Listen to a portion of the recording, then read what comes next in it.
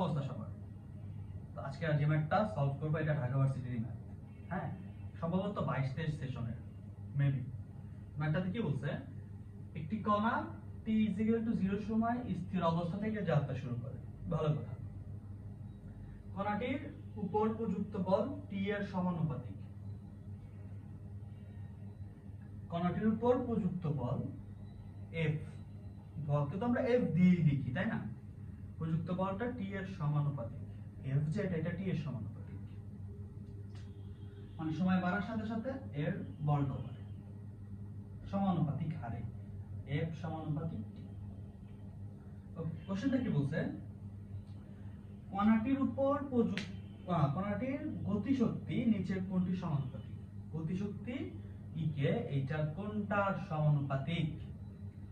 এখানে অপশনগুলোতে t এর ইকুয়েশনগুলো দেয়া আছে। আচ্ছা দেখো, গতিশক্তি E কে, গতিশক্তি E কে সমান হাফ mv স্কয়ার। এটা মুদির দোকানদারও জানে তাই না? হাফ m, এই পুরোটাই ধ্রুবক। এটা পুরোটা যদি ধ্রুবক হয় তাহলে দেখো এই উঠায় দাও, তাহলে কি আসবে? সমানুপাতিক চিহ্ন আসবে। E কে এর সাথে v এর সম্পর্ক বর্গমূলে, মানে v স্কয়ার বেগের বর্গ, এটা গতিশক্তির সমানুপাতিক। ঠিক আছে? দেখো অপশনগুলোর দিকে একটু তাকাও।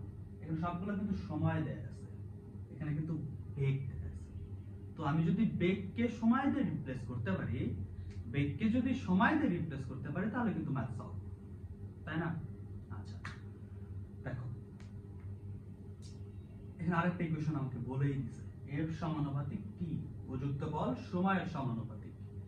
তো প্রযুক্ত বল F, F সমান কি m এ, m কি ধ্রুবক, তাহলে ধ্রুবক রেখে তুমি কি করবা? ধ্রুবক রেখে তোমার কোনো কাজ আছে? কোনো কাজ নেই।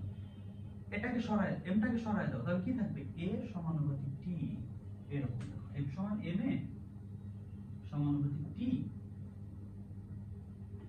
m তো ধ্রুবক, ধ্রুবক উঠে দিলে কনস্ট্যান্ট আসবে, কনস্ট্যান্ট আমার আছে, mটা সরাও, এর সমানুপাতিক t। এটা কি ভাই? এটা ত্বরণ।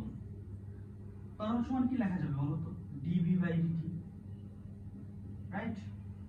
একক সময় বেগের পরিবর্তনের হারটাই তো আমার ত্বরণ, রাইট? আর সমানুপাতিক চিহ্ন উঠে দিলে কি আসবে? একটা কনস্ট্যান্ট আসবে, ধরো কি t, রাইট? ওকে, এখন দেখো বর্জ্য গুণনফল dv সমান kt dt, রাইট? ওকে, এখন দেখো dv আছে, এখানে আমার v আছে, তো dv থেকে v তে যাইতে হলে আমার কি করতে হবে? dv থেকে যদি v তে যাইতে চাও, dv কি ডিফারেন্সিয়েশনের একটা পার্ট, রূপ, তাই না? এটা ক্ষুদ্র v, এখানে আছে আমার সম্পূর্ণ v। ক্ষুদ্র v থেকে সম্পূর্ণ v তে যাইতে চাইলে আমার কি করতে হবে? ইন্টিগ্রেশন করতে হবে।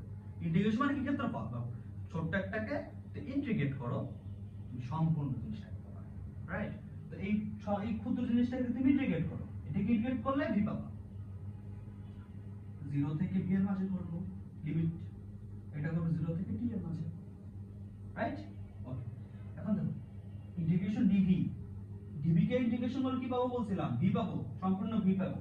ওকে, v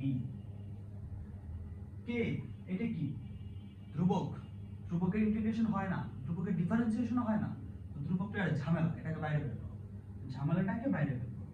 কে ইন্টিগ্রেশন 0 থেকে t t dt, রাইট? এখন দেখো ইন্টিগ্রেশন t, এটা কি t²/2, এই সূত্র থেকে আসছে x dx, integration x dx এটা সমান কি x⁻n+1 ডিভাইডেড বাই n+1, তাই না? এখানে যদি আমি t বসাই, t এর ইন্টিগ্রেশন বের করব কার সাপেক্ষে? t এর সাপেক্ষে তো বের করব, মানে এখানে x এর জায়গায় t আসবে, t⁻n+1। তো t এর পাওয়ার কত? 1, n দিয়ে কি বোঝায়? ঘাত বোঝায়, তাহলে 1+1, তাহলে t⁻2 ডিভাইডেড বাই n+1, 2, তাহলে কি হবে? t²/2, তাই না? এখন v সমান k t²/2। এখন দেখো এখান থেকে কি আসবে? v সমান k/2 t², right? k/2, k ধ্রুবক, t ধ্রুবক, তাহলে k/2 পুরোটাই ধ্রুবক, ধ্রুবক সরাই দিলে কি আসবে? কনস্ট্যান্ট আসবে। ধ্রুবক সরাই দিলে কনস্ট্যান্ট আসবে, v সমানুপাতিক t স্কয়ার, v সমানুপাতিক t স্কয়ার। এখন দেখো v সমানুপাতিক t স্কয়ার যে বের করলাম, e এর সাথে v এর সম্পর্ক v এর স্কয়ারের সমানুপাতিক, তাই না?